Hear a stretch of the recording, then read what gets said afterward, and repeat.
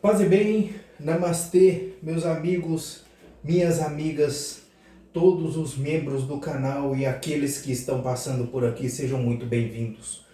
Hoje eu espero que esteja dando para ler no quadrinho, mas hoje é Dia dos Mortos. Hoje é dia 2, dia de finados, e hoje é um dia que eu estou dedicando inteiramente às almas. Orações, rezas à noite eu vou fazer um ritual de encaminhamento espiritual e para as almas que estão no purgatório. E hoje é um dia de grande pensamento, de grande reflexão sobre a vida e sobre a morte. Então esse vídeo não será postado hoje, eu devo postar amanhã, domingo. E eu venho trazer para vocês a visão que nós temos dentro do gnosticismo espiritualista de São Cipriano, tá? Vou falar para vocês conforme o roteiro que está aqui no quadro. Primeiro, sobre o pensamento e a visão tradicional. Estudei a obra de Santa Catarina de Gênova, que fala sobre o purgatório. Estudei o que está no catecismo. E a verdade católica é a seguinte: você tem a oportunidade do arrependimento e da reconciliação com Deus em vida. Antes da morte, você precisa se arrepender de todos os pecados, que é confessando-se com o padre e receber a extrema unção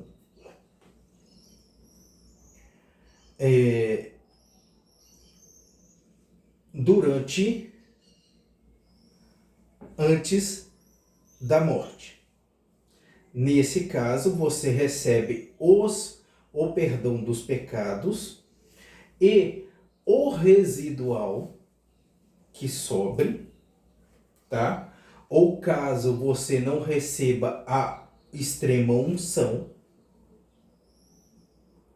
você vai voluntariamente, a alma vai voluntariamente se atirar ao purgatório e lá ela vai ser purgada e limpada desses pecados. Então, ela vai gozar da vida eterna. Ok? A visão protestante, que eu nem quero falar muito porque para mim não carrega verdades, eles não acreditam no purgatório. Eles acham que apenas a fé em Jesus é o suficiente para a salvação. Não importa as obras, não importa a remissão dos pecados, nem nada disso, só a fé. Ou seja, eles pregam que você pode debandar-se a vida inteira. Tendo fé, você vai ser salvo. Para mim é muito oba-oba, não cabe na minha concepção. E na visão espírita, o espírito é resgatado por benfeitores espirituais que levam-se para as colônias e hospitais espirituais, onde esses espíritos vão ser tratados e ficarão dignos da graça de Deus. Não conheço profundamente a doutrina kardecista, por isso eu vou falar bem superficialmente. Bom, questionamentos. Aquelas pessoas que morrem sem ter a oportunidade de refletir sobre o arrependimento dos seus pecados. Acidente, homicídio, morte súbita, etc, etc, etc. Quando você morre em pecado e não teve aquela oportunidade de refletir sobre a reconciliação de Deus e de dizer, eu quero. Não se confessou, não tinha uma vida católica ativa, enfim. Conheço pessoas assim, por exemplo, meus filhos. Meus filhos, eles não têm religião, eles não vivem uma religião, eles possuem 18 anos, são maiores de idade, optaram, apesar dos exemplos que tem em casa, optaram por não viver. Mas são boas pessoas. Não fazem mal a ninguém, ajudam todos que podem, são respeitosos, respeitam seu pai e sua mãe. Apesar de não seguir nenhuma religião, eles respeitam as religiões. Se meus filhos morrerem, que Deus proteja que não aconteça, eles vão para o inferno? só porque não tinham uma vida religiosa ativa, só porque não se confessavam, só porque eles não buscam ativamente essa remissão, porque eles não acreditam na questão do purgatório, nem nada ligado à espiritualidade. Por exemplo, uma pessoa que pratica uma outra fé. A exemplo, os budistas, que são pessoas boníssimas, muitos deles, eu conheço vários. Hinduístas que acreditam em outros deuses, mas a exemplo de Mahatma Gandhi, foi uma pessoa extremamente devotada à paz, devotada ao amor, devotada à promoção humana. Ele vai ser mandado ao inferno porque não era católico? Porque não era cristão? Esse tipo de coisa que não me cabe, não me cabe, não conheço. A teoria espiritualista de Allan Kardec fala do umbral, que as almas ficam lá e são resgatadas pelos mentores de luz. Esse umbral parece muito com o purgatório, mas no purgatório não tem essa figura do resgate. Então esse tipo de falta de explicação que não gera o convencimento, tá? Agora eu vou falar o que nós pensamos no gnosticismo espiritualista de São Cipriano. Bom, a gente pensa que a pessoa morre em várias situações diferentes. Tem aquela pessoa que viveu uma vida maligna, morreu com uma conduta maligna, e o seu espírito, depois de desencarnado, continua com uma conduta maligna. É isso que se chama dos obsessores, dos espíritos malignos, que vão se aproximar das pessoas vivas para vampirizar, para sugar sua energia, para causar doenças e tudo mais. A senhora, minha vizinha, passou ali.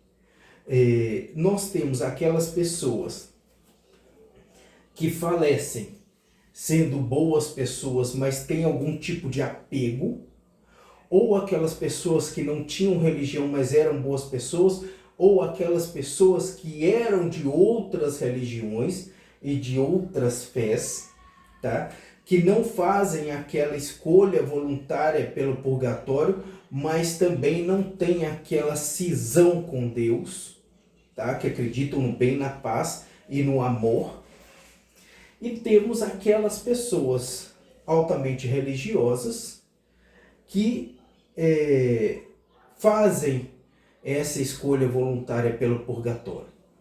Mas vejamos bem, pessoal. Primeiro eu vou passar por essa primeira parte que a gente falou. Esses que estão perdidos e estes malignos, nós acreditamos que realmente a ação dos mentores e guias espirituais, mas não espíritos mais evoluídos. Podem ser espíritos mais evoluídos? Podem. Os espíritos dos santos, ok. Espíritos que já atingiram a santidade. Mas os anjos também entram nisso aí. Para resgatar essas pessoas. E a cura que os kardecistas falam seria a cura dessa animosidade com Deus, mostrando que a misericórdia, a caridade de Deus é o caminho para a redenção. E esse trabalho pode ser feito com espíritos desencarnados que eram humanos malignos, ou aqueles que não têm uma tendência ou têm algum apego ou deixaram alguma questão pendente, tá? A esses aí, nós acreditamos que os guias de luz fazem-nos aceitar o purgatório e lá eles serão purgados, tá? E depois disso, o que acontece? Agora vem outra questão filosófica. É dito, eu já ouvi religiosos e já ouvi várias pessoas falando que aqueles que morrem na maldade vão para o inferno e aqueles que aceitam purgatório vão para a graça de Deus. Mas, pessoal, vejamos qual que é a função do julgamento do dia do juízo final. Não é julgar as almas, e aquelas que forem reprovadas no julgamento de Deus vão ser lançadas ao inferno, e as outras que forem aprovadas serão lançadas ao paraíso. Não se diz, não se sabe, na verdade, que o inferno está vazio, Satanás e os demônios estão aqui neste plano para tentar corromper o ser humano, para testar sua fé, e no dia do juízo final, Satanás será o primeiro a ser lançado no inferno e sofrerá a pior de todas as torturas eternas. É isso, não é isso que se diz? Muito bem, gente. Então, se a pessoa morrer e ela já está condenada ao inferno, ela já está beneficiada pelo paraíso, por que o dia do juízo final é necessário? Não é necessário. Por que ele vai acontecer? Para que o julgamento, se a pessoa já morre previamente condenada ou absolvida? Para que o julgamento? Então não encaixa. Então não encaixa. Tá entendendo? Não encaixa. Falta alguma coisa. Então vejamos bem. Como nós acreditamos? A pessoa morre nas 3 condições. Há o voluntariado para o purgatório, ok. Há o trabalho dos guias espirituais para conduzir o purgatório, ok. E há o advento da reencarnação. Nós acreditamos sim no advento da reencarnação. O que é a reencarnação? A reencarnação é a oportunidade daquela alma viver de novo para evoluir. E qual é a evolução? É a abstenção do pecado, é o aumento da caridade, do amor e do cumprimento daquilo que Jesus falou: ame a Deus sobre todas as coisas e ao próximo como a ti mesmo. Então ela reencarna para poder se purificar nessas condutas, tá? De amor, de caridade, de respeito a Deus. E sempre ocorre num período posterior. Quando as pessoas reencarnam, porque a reencarnação é obrigatória de ciclo em ciclo, que assim a alma evolui, e quando a alma evolui para a santidade, adquire o status de santo, como temos vários, aí sim ela vai para a presença de Deus, ela vai para o paraíso direto, sem passar pelo julgamento. Ah, mas aí você está se contradizendo. Não estou, porque isso é a minoria. Isso é a minoria. Olha quantos santos nós temos até hoje.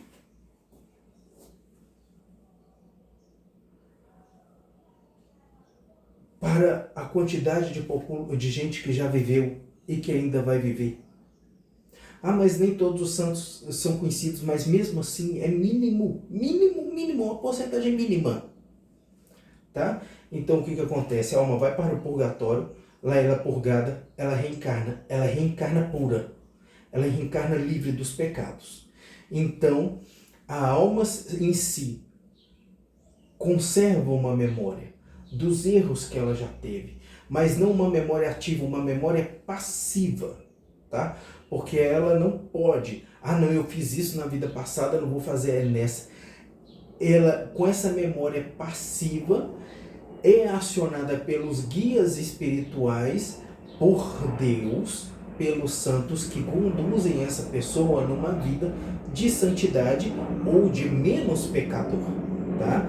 Aí se ela morre e tem pecados de novo, ela vai reencarnar de novo até uma vez que ela vai levar uma vida plena em santidade.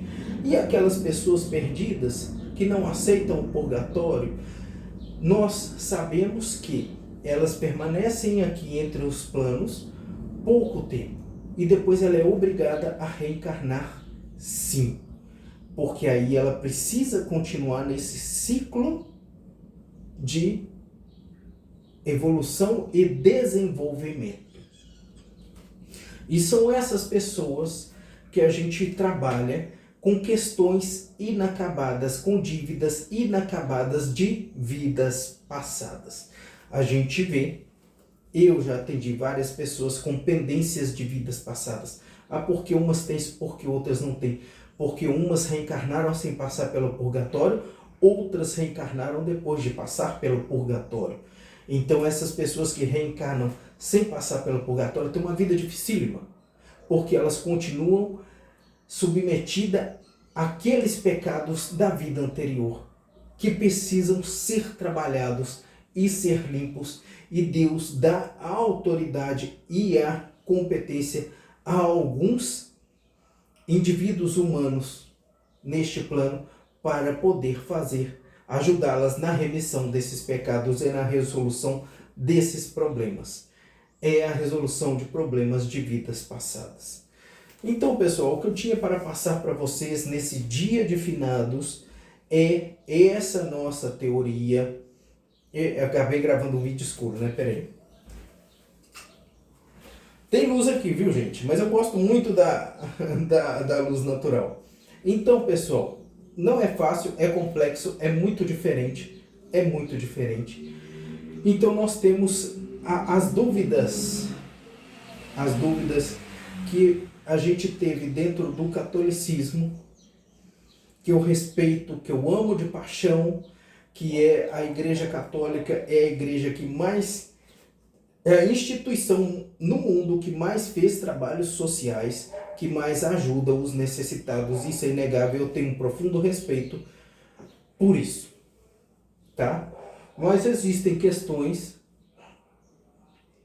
que até podem ser respondidas, mas é aquela resposta que continua sem encaixe, tá? E quando eles não conseguem mais responder, eles falam, é o mistério da fé. Ok, tudo bem, é o mistério da fé. Mas só que dessa forma, com o gnosticismo espiritualista que São Cipriano ensina, nós conseguimos entender esse fluxo, esse ciclo e as questões que as almas passam, e assim a reencarnação sendo um fato necessário, tá? Pois bem, aí quando Jesus voltar, os mortos ressurgirão. Ok?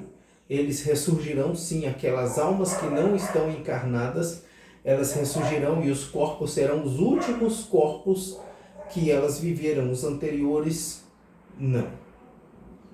Tá? Porque a gente vê que do pó você veio, do pó você voltará. E mesmo assim, Deus é onipotente.